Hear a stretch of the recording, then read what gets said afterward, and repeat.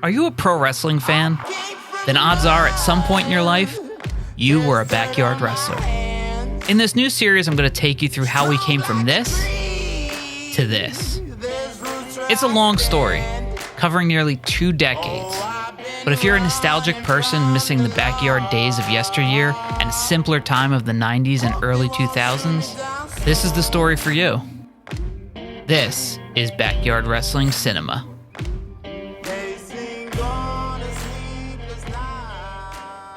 Welcome back to Backyard Wrestling Cinema. We are in season number 2, episode 2. In our last episode, we left off right in the middle of the BWL invasion, and at the time we were doing what every kid who grew up watching wrestling in the late 90s did. We did our version of the DX making fun of the Nation of Domination angle. Except we did it as B4W, my group, along with my friend Tommy Thunder, and Slug, and Tim the Enforcer, and even my girlfriend at the time, Maria. And we made fun of the BWL, which was a group belonging to Rico DMF and several of his friends. What is going on here? That's right, I am Rico. Hat turn. G. M. F. That team in the BWL ever. The High Roller! We were setting up 2 main feuds at the time. It was Rico DMF, who was the current B4W champion, even though he was the leader of the BWL, quite controversial. And he was taking on Tommy Thunder, who was a member of B4W, but was the BWL champion. Highly unorthodox. The other match was myself, who was the current B4W United States champion, taking on the BWL television champion, my own cousin Mumbles.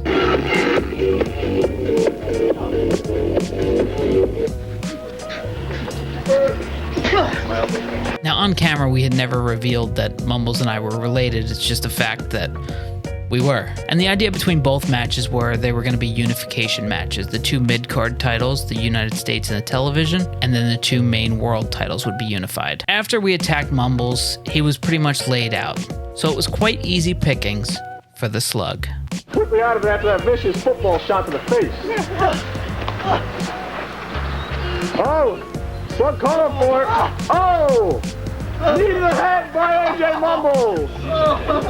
1, 2, 3, and Mumbles is your winner! Easy pickings for the Slug, or not so much. We did a mock match between myself as Denver Street and Tommy Thunder, where I dressed as Mumbles and Tommy Thunder dressed as Rico DMF. I guess just to show us what what Mumbles and Rico really wrestle like, or so I'm just mocking them, I think. This match is of a complete mockery. And the water fighting from our pilot episode spilt over into this one.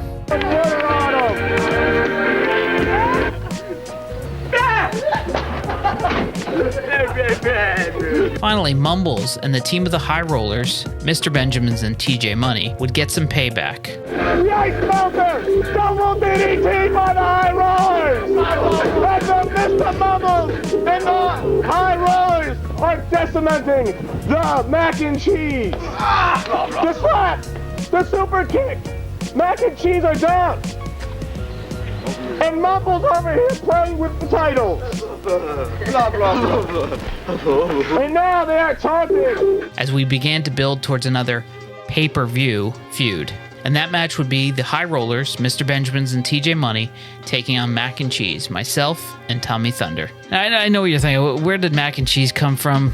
I don't know. It was like one of those things that when we first started hanging out, we both talked about how we liked Mac and Cheese, and I don't know, we were like awkward teenagers, and that just became our tag team name. We thought it was a funny name, and it just stuck. But then we became like this dominating team because we were the only team there, and it just kind of became a joke that turned into something serious. I don't know. What the f do you want from me? I was 16. Rico would defend the B4W World title against Tim the Enforcer. Rico the shot. I'm going to use Rico's final move. He's going to use Rico's move. What's this? Rico reversing it. Free fall. 1, 2, 3. Tommy Thunder defended the BWL Championship against The Bus in what would be his last match ever. The bus was a fixture for BWL, and in fact, the early BWL shows were actually held in his backyard and later in the park right behind his backyard. So he was very instrumental in the early days of the BWL, but this would be his last time wrestling in a backyard. From what I was told, and I never asked him about this, and I haven't seen him in a number of years, but I was told he was embarrassed to be on the TV show, and that's why he actually hid his face and wore like a skull cap so nobody would actually know who he was. High school was a weird time for everybody, I guess. Oh, Tommy, not happy with the he just suplexed him into the ring. Reversal into a DDT maneuver like by Oh, what an innovative desperation move. move. Throws him on the mat. Down. He's going up. What's he going for? Frog splash. At the end of the show, the BWL would finally get his payback as Rico DMF stood high atop Mac and Cheese and thrusted both championships, the B4W and the BWL championship, high over his head. And the show would be named Rico over Mac and Cheese for that reason.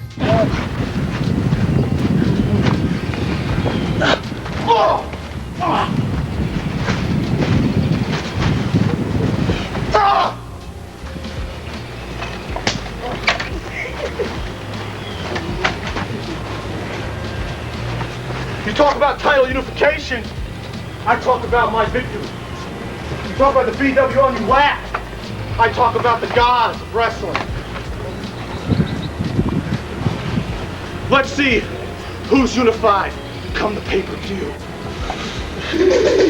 The show ran a little short, so we actually ran an angle where there was a mysterious BWL owner, and we did this as a way to sponsor a match, and we used old HWF footage of matches that we never aired because we literally had hundreds of hours of old matches that would never see the light of day now that we were starting from scratch. So we had him sponsor a classic match, and the owner was going to be revealed in a couple more months. But these would be the only times that those HWF era matches would ever air on public access. You may have noticed myself and Tommy Thunder were all over this show as two of the original members, along with Slug. We were really the backbone of the entire company, and again, I'm using the term company loosely. I know it's a backyard wrestling federation. But from the beginning, it was really me and him. Slug would be in and out all the time, so we really relied on ourselves, the Dusty Rhodes effect. We really relied on ourselves and put ourselves in all the angles. And it was at this time that because people were coming in and people were planning on sticking with this thing,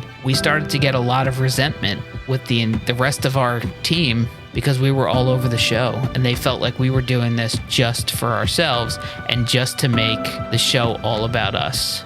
So the drama was just beginning, and we're barely 3 shows into our run on television.